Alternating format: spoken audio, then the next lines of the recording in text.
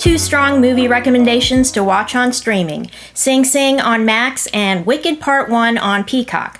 Sing Sing is a prestige film based on a true story about a program called Rehabilitation Through the Arts at the Sing Sing Maximum Security Correctional Facility in New York. The movie was written by former members of the RTA who are out of prison now. Many former RTA members star in the film, playing themselves. But the main character is played by a leading actor in the industry, Coleman Domingo, who was nominated for an Oscar for his role. He stars as Divine G, based on a real-life former member of the RTA, John Whitfield, who was wrongfully convicted of second-degree murder. Before that, Divine G attended the High School for the Performing Arts in New York City, which was featured in the movie Fame. Sing Sing follows his preparations for a clemency hearing, as well as rehearsals for the RTA's latest production.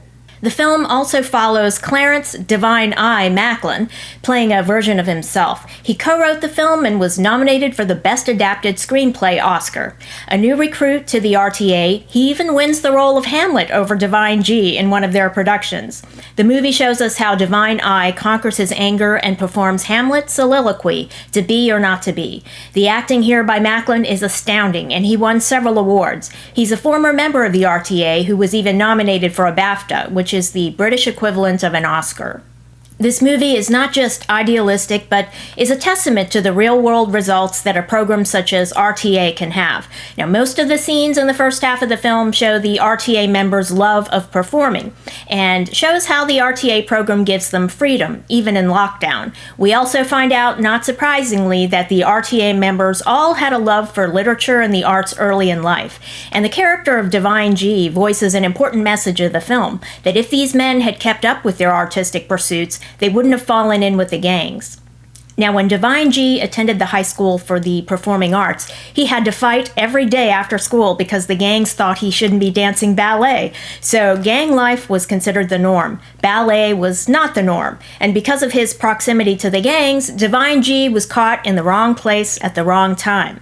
This movie condemns how society devalues the arts. For example, during Divine G's clemency hearing, he talks about his love for acting and how the arts can rehabilitate. But then the commissioner asks whether he's acting to try to get clemency.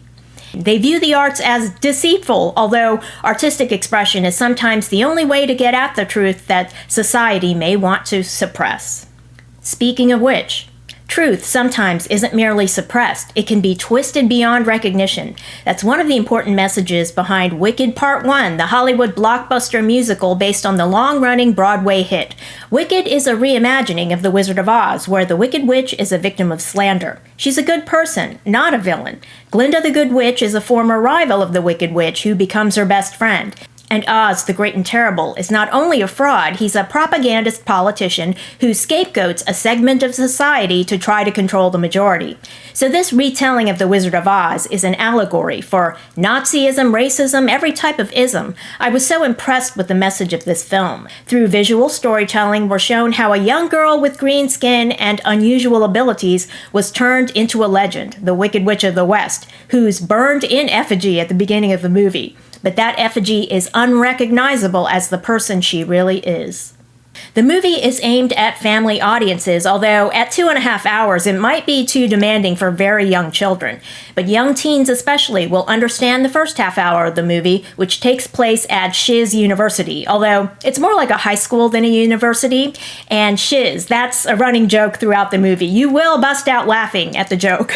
You don't think you will, but you will. Now, young teens may identify with the stress of trying to fit in at school, as does the Wicked Witch of the West, who began life as the daughter of an affair. Her mother slept with a man who was not her husband and gave birth to a child with green skin, Elphaba Throp, played by Cynthia Erivo in an Oscar-nominated performance.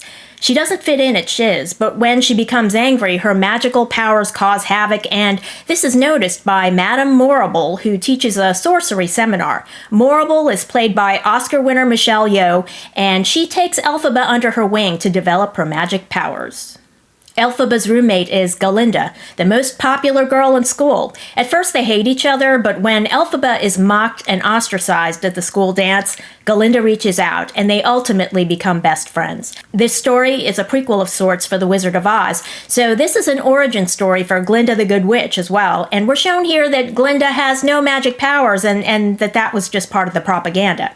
Ariana Grande-Butero plays Glinda. She was Oscar nominated for this role. Elpha and Glinda not only share a friendship, they're crushing on the same guy as well, Prince Fiero, played by Jonathan Bailey, who is the best dancer in the cast by far. He shines in the dance numbers, which are at their most impressive when Jonathan Bailey is in them. The director of this movie is John M. Chu, who's known for directing Crazy Rich Asians. But before that, he directed a bunch of dance films in the Step Up franchise, which launched the career of Channing Tatum. John M. Chu has an affinity for dance, you can tell, but the songs are a different story. Wicked was a long-running hit on Broadway, so obviously the songs have many fans. I'm not one of them. I thought the film was a lot more energetic during the dance numbers featuring Jonathan Bailey. I mentioned that this film has an important message about scapegoating. Elphaba isn't the only scapegoat in the story. In the land of Oz, animals are scapegoated. Animals have powers of speech here and are contributing members of society. But the scapegoating causes them to be fired from their jobs, forbidden to speak, and there's a movement that wants to keep them in cages. This seems to be an allegory for human slavery. Now, one of the professors at Chiz, Dr. Dillamond, is literally a goat. He's voiced by Peter Dinklage. When Elphaba finally receives an invitation to meet the wizard in the Emerald City, she finds out he has no magical powers and, along with Madame Morrible, concocted the propaganda campaign to scapegoat the animals and enslave them. They recognize that Elphaba's magic powers are real, and they want her to become the sorcerer's assistant, as it were, but she refuses. She breaks free from their control, gains the full strength of her powers, and flies away on a magic broom in a final musical number that ends the film. Wicked Part 2 will be released sometime later this year. The singing by Cynthia Erivo and Ariana Grande-Butero bring the house down every time they open their mouths. But, as I already mentioned, I didn't think the songs themselves were that memorable. I was carried away by the acting of these two performers, however, whose character journeys toward maturity and purpose were memorably portrayed on screen. The film was nominated for 5 Oscars and won 2, for Best Costume Design and Best Production Design, well deserved. They were always going to win in those categories. Their achievements could not be denied. Thanks for watching, and if you enjoyed this video, leave a like and don't forget to subscribe.